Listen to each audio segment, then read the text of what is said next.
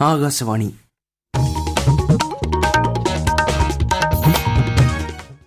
നമസ്കാരം. പ്രാദേശിക വാർത്തകൾ വായിക്കുന്നത് കിരൺ ശങ്കർ.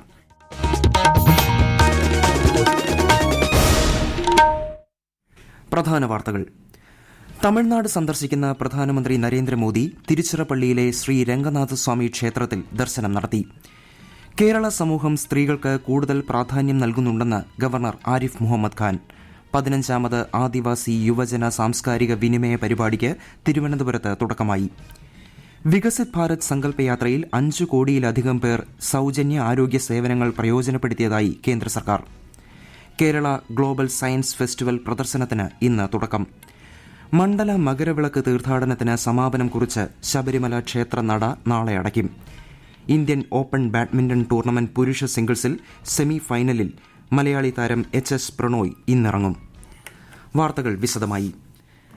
തമിഴ്നാട് സന്ദർശിക്കുന്ന പ്രധാനമന്ത്രി നരേന്ദ്രമോദി തിരുച്ചിറപ്പള്ളിയിലെ ശ്രീ രംഗനാഥസ്വാമി ക്ഷേത്രത്തിൽ ദർശനം നടത്തി. ക്ഷേത്രത്തിലെ പ്രത്യേക പൂജകളിലും അദ്ദേഹം പങ്കെടുത്തു. ഉച്ചയോടെ അദ്ദേഹം രാമേശ്വരത്തേക്ക് പോകും. രാമേശ്വരത്ത് പുണ്യസ്നാനം നടത്തുന്ന പ്രധാനമന്ത്രി 8 സംസ്ഥാനങ്ങളിൽ നിന്നുള്ള രാമായണത്തെക്കുറിച്ചുള്ള സാംസ്കാരിക പരിപാടികളിൽ പങ്കെടുക്കുകയും ചെയ്യും. ഇന്ന് രാമകൃഷ്ണ മിഷനിൽ തങ്ങുന്ന അദ്ദേഹം നാളെ രാവിലെ ദർശനത്തിനും പൂജയ്ക്കുമായി അരീച്ചാൽ മുനയിലെത്തും. ഡൽഹിയിലേക്ക് പുറപ്പെടും മുൻപ് കോദണ്ഡ രാമസ്വാമി ക്ഷേത്രത്തിലും ശ്രീ മോദി ദർശനം നടത്തും. 15ാമത് ആദിവാസി യുവജന സാംസ്കാരിക വിനിമയ പരിപാടിക്ക് തിരുവനന്തപുരത്ത് തുടക്കമായി. കൈമനത്തുള്ള BSNL റീജിയണൽ ടെലികോം ട്രെയിനിംഗ് സെന്ററിൽ ഗവർണർ ആരിഫ് മുഹമ്മദ് ഖാൻ പരിപാടി ഉദ്ഘാടനം ചെയ്തു. കേരള സമൂഹം സ്ത്രീകൾക്ക് കൂടുതൽ പ്രാധാന്യം നൽകുന്നുണ്ടെന്ന് ഗവർണർ പറഞ്ഞു.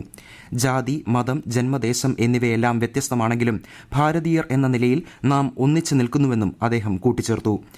കേന്ദ്ര ആഭ്യന്തര മന്ത്രാലയം, യുവജനകാര്യ കായിക മന്ത്രാലയം, നെഹ്റു യുവ കേന്ദ്ര സംഘാതൻ തുടങ്ങിയവർ സംയുക്തമായാണ് പരിപാടി സംഘടിപ്പിക്കുന്നത്. ജനുവരി 26 വരെ നടക്കുന്ന സാംസ്കാരിക വിനിമയ പരിപാടിയിൽ ഒഡീഷ, ജാർഖണ്ഡ്, ബീഹാർ സംസ്ഥാനങ്ങളിലെ പിന്നാക്കം നിൽക്കുന്ന പ്രദേശങ്ങളിലെ 200 യുവതി യുവാക്കൾ പങ്കെടുക്കുന്നുണ്ട്. ബഡ്സ് ഉൽപ്പന്നങ്ങൾ ഒറ്റ ബ്രാൻഡായി വിപണിയിൽ എത്തിക്കാനുള്ള പദ്ധതി കുടുംബശ്രീ ആവിഷ്കരിച്ചിട്ടുണ്ടെന്ന് മന്ത്രി MV രാജേഷ്. പദ്ധതി അവസാന ഘട്ടത്തിലാണെന്നും അദ്ദേഹം പറഞ്ഞു. തലശ്ശേരിയിൽ ബഡ്സ് കലോത്സവം ഉദ്ഘാടനം ചെയ്യുകയായിരുന്നു മന്ത്രി. കുടുംബശ്രീ നടത്തുന്ന മഹത്തായ സാമൂഹ്യ ഇടപെടലുകളിൽ ഒന്നാണ് ബഡ്സ് പ്രസ്ഥാനമെന്നും മന്ത്രി കൂട്ടിച്ചേർത്തു. ഇന്നും നാളെയും തലശ്ശേരി ഗവൺമെന്റ് ബ്രണ്ണൻ കോളേജിൽ തില്ലാന എന്ന പേരിൽ നടക്കുന്ന കലോത്സവത്തിൽ 18 ഇനങ്ങളിലായി 300ഓളം കലാകാരന്മാർ പങ്കെടുക്കുന്നുണ്ട്. വികസിത് ഭാരത് സങ്കല്പയാത്രയിൽ 5 കോടിയിലധികം ആളുകൾ സൌജന്യ ആരോഗ്യ സേവനങ്ങൾ പ്രയോജനപ്പെടുത്തിയതായി കേന്ദ്ര സർക്കാർ. ഗ്രാമപഞ്ചായത്തുകളിലും നഗര തദ്ദേശ സ്ഥാപനങ്ങളിലുമായി ഇതുവരെ 2 ലക്ഷത്തോളം ആരോഗ്യ ക്യാമ്പുകൾ നടത്തിയതായി കേന്ദ്ര ആരോഗ്യ മന്ത്രാലയം അറിയിച്ചു. ആയുഷ്മാൻ ഭാരത് പ്രധാനമന്ത്രി ജൻ ആരോഗ്യ യോജനയ്ക്ക് കീഴിലുള്ള ക്യാമ്പുകളിൽ 2,61 ലക്ഷത്തിലധികം ആയുഷ്മാൻ കാർഡുകൾ സൃഷ്ടിച്ചതായി മന്ത്രാലയം വ്യക്തമാക്കി. 2.62 കോടിയിലധികം ആളുകൾ ക്ഷയരോഗ പരിശോധന നടത്തി. കേന്ദ്ര ജനക്ഷേമ പദ്ധതികൾ സമൂഹത്തിന്റെ എല്ലാ തലങ്ങളിലും എത്തിക്കുക എന്ന ലക്ഷ്യത്തോടെ ആവിഷ്കരിച്ച് നടപ്പാക്കുന്ന വികസിത് ഭാരത് സങ്കല്പയാത്രയുടെ പര്യടനം ഇടുക്കി ജില്ലയിൽ 50 സ്ഥലങ്ങൾ പിന്നിട്ടു. മലയോര മേഖലയിലടക്കം മികച്ച സ്വീകരണമാണ് യാത്രയ്ക്ക് ലഭിച്ചത്. കൂടുതൽ വിവരങ്ങളുമായി ആകാശവാണി ഇടുക്കി ജില്ലാ പ്രതിനിധി രതീഷ് കൃഷ്ണ. നഗരസഭകളിലും പഞ്ചായത്തുകളിലുമായി യാത്ര ഇതിനോടകം 50 സ്ഥലങ്ങളിൽ പര്യടനം പൂർത്തിയാക്കി. സംസ്ഥാനത്തെ ഏക ഗോത്രവർഗ പഞ്ചായത്തായ ഇടമലക്കുടി ഉൾപ്പെടെ മിക്കയിടങ്ങളിലും യാത്രയ്ക്ക് ആവേശോജ്വല സ്വീകരണമാണ് ലഭിച്ചത്. കർഷകർ, ഹരിതകർമ്മ സേനാംഗങ്ങൾ, കുടുംബശ്രീ അംഗങ്ങൾ, വിവിധ മേഖലകളിലെ തൊഴിലാളികൾ, വീട്ടമ്മമാർ തുടങ്ങി സമൂഹത്തിന്റെ നാനാ തുറകളിലുള്ളവരും യാത്രയുടെ ഭാഗമായി.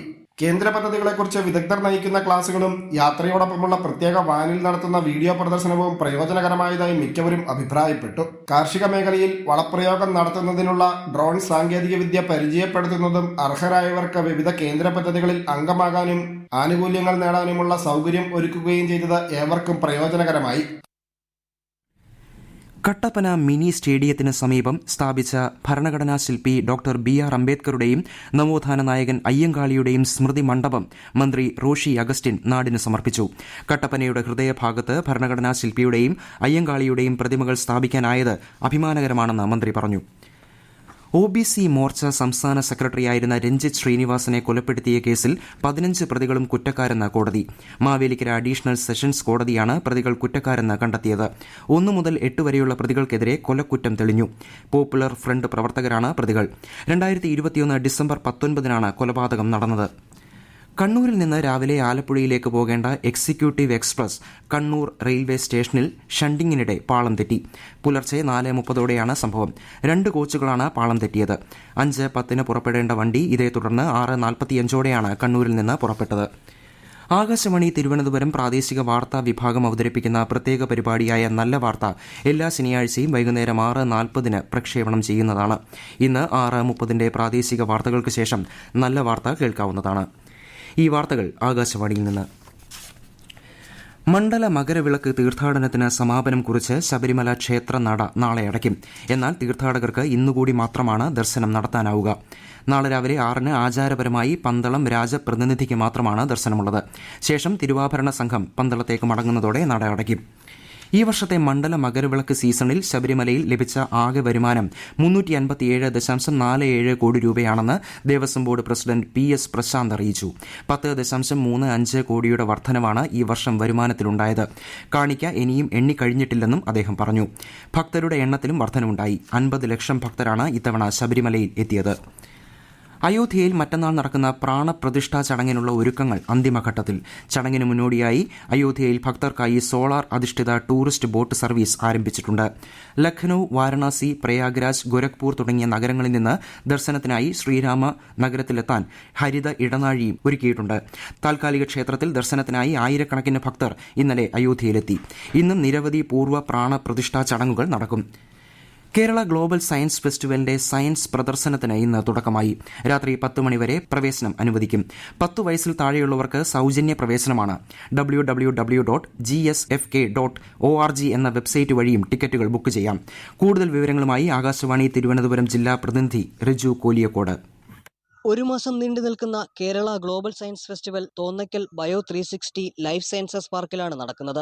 25 ഏക്കർ സ്ഥലത്ത് 18 പവലിയനുകളിലായി 51 പ്രദർശനങ്ങളാണ് സയൻസ് ഫെസ്റ്റിവലിൽ ഒരുക്കിയിരിക്കുന്നത്. ഉള്ളിൽ നിന്ന് ആസ്വദിക്കാനാകുന്ന പ്രപഞ്ചത്തിന്റെ മാതൃക, യുദ്ധം സൃഷ്ടിക്കുന്ന കെടുതികൾ, ബഹിരാകാശ നിലയത്തിൽ നിന്നുള്ള ഭൂമിയുടെ കാഴ്ച തുടങ്ങിയവ AR/VR സാങ്കേതിക വിദ്യകളുടെ സഹായത്തോടെയാണ് പ്രദർശിപ്പിക്കുന്നത്. ദിനോസറിന്റെ യഥാർത്ഥ വലിപ്പത്തിലുള്ള അസ്ഥികൂട മാതൃകയും HMS ബീഗിൾ കപ്പലിന്റെ മാതൃകയും മ്യൂസിയം ഓഫ് ദ മൂണുമൊക്കെ സന്ദർശകർക്ക് വിജ്ഞാനവും വിനോദവും നൽകുന്നതായിരിക്കും. ബാംഗ്ലൂരിലെ വിശ്വേശ്വരയ്യ മ്യൂസിയത്തിന്റെ സഞ്ചരിക്കുന്ന എക്സിബിഷനായ സീഡ്സ് ഓഫ് കൾച്ചർ ഉൾപ്പെടെയുള്ള കാഴ്ചകളും ശ്രദ്ധേയമാണ്.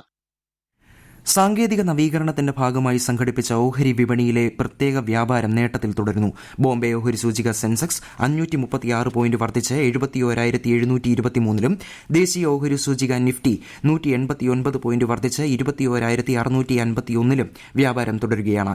രാവിലെ 9:30 തുടങ്ങിയ വ്യാപാരം വൈകിട്ട് 3:30 വരെ ഉണ്ടാകും. പനപനം വാടോച്ചാൽ മെച്ചേരി ഭാഗത്ത് കാട്ടാന ഇറങ്ങി. 7 ആനകളാണ് സ്വകാര്യ വ്യക്തിയുടെ തോട്ടത്തിൽ തമ്പടിക്കുന്നത്.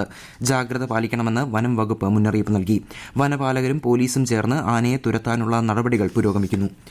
കേരള, തെക്കൻ തമിഴ്നാട് തീരങ്ങളിൽ ഇന്ന് അർദ്ധരാത്രി വരെ ഉയർന്ന തിരമാലയ്ക്കും കടലാക്രമണത്തിനും സാധ്യതയുണ്ടെന്ന് ദേശീയ സമുദ്രസ്ഥിതി പഠന ഗവേഷണ കേന്ദ്രം അറിയിച്ചു. മത്സ്യത്തൊഴിലാളികളും തീരദേശവാസികളും ജാഗ്രത പാലിക്കണമെന്നും നിർദ്ദേശമുണ്ട്. ഇന്ത്യൻ ഓപ്പൺ ബാഡ്മിന്റൺ ടൂർണമെന്റ് പുരുഷ സിംഗിൾസ് സെമി ഫൈനലിൽ ഇന്ത്യയുടെ HS പ്രണോയ് ചൈനയുടെ യു കീഷിയെ നേരിടും. ഉച്ചയ്ക്ക് ശേഷമാണ് മത്സരം. പുരുഷ ഡബിൾസിൽ ഇന്ത്യയുടെ സാത്വിക് സായിരാജ് രംഗിറെഡ്ഡി ചിരാഗ് ഷെട്ടി സഖ്യവും ഇന്ന് കളത്തിലിറങ്ങും. 3 മണിക്ക് നടക്കുന്ന പോരാട്ടത്തിൽ മലേഷ്യൻ സഖ്യമാണ് എതിരാളികൾ.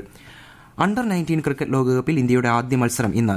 ദക്ഷിണാഫ്രിക്കയിലെ ജോഹനാസ്ബർഗിൽ നടക്കുന്ന മത്സരത്തിൽ ബംഗ്ലാദേശാണ് ഇന്ത്യയുടെ എതിരാളി. ഉച്ചയ്ക്ക് 1:30 മത്സരം.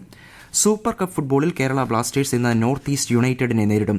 രാത്രി 7:30 ഒഡീഷയിലെ കലിംഗ സ്റ്റേഡിയത്തിലാണ് മത്സരം.